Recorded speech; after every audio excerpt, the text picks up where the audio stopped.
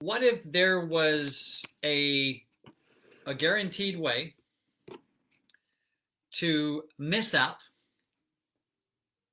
stumble over, avoid so much and so many of life's blessings? What if there was? Hey guys, I'm excited to hear what it is too. Hey guys, it's Robert, and thanks for joining me on my abundant life um, little power 5 minutes here with you today. So thanks for taking the time. So here's a quote from one of my mentors, and many of my peers love this gentleman, Napoleon Hill. He said, "A closed mind stumbles over the blessings of life without recognizing them." A closed mind, a closed, judgmental, filtered mind, full of judgment, full of, yeah, just, and most of our judgment is from lack of knowledge. Yes. So he said, a closed mind, again, it stumbles or avoids, it stumbles over and steps on, sometimes crushes the opportunity to receive the blessings of life without recognizing them. So I wanted to share this thought with you real quick here, that I was on listening to one of my mentors, Bob Proctor. You may have seen him in The Secret, many books on abundance and the pursuit of excellence, just a very influential, iconic leader. Bob talks about he was very close-minded at one point in his business journey, life journey, about a certain business concept.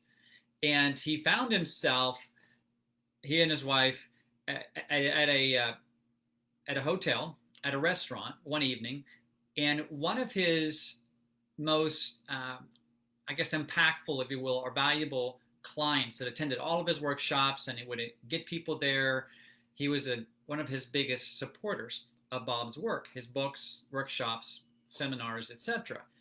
And Bob, after a couple of minutes, Bob realized that this peer, who he highly respected, and this peer highly respected Bob, obviously, was about to present on a certain business concept that Bob publicly stated and had some really negative thoughts around. And Bob was kind of crossing his arms, and his friend and associate kind of looked at Bob and said, "Bob, I see you have a lot of resistance." And Bob said, "Yes, I've kind of been of the mindset that this is just not a great business model." And his friend asked him, "Okay, Bob, so in your seminars and workshops, you teach that before we can make judgment, before we can decide on a given subject, we have to fully understand that subject.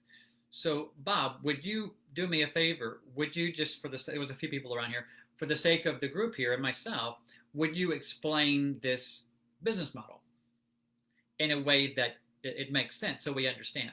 Bob thought for a moment, and he had kind of had an epiphany. He said he had been caught in his own teachings. He said, I think his name was Ed. "Ed, you got me, and I don't fully understand this concept. Could you please enlighten me as well?"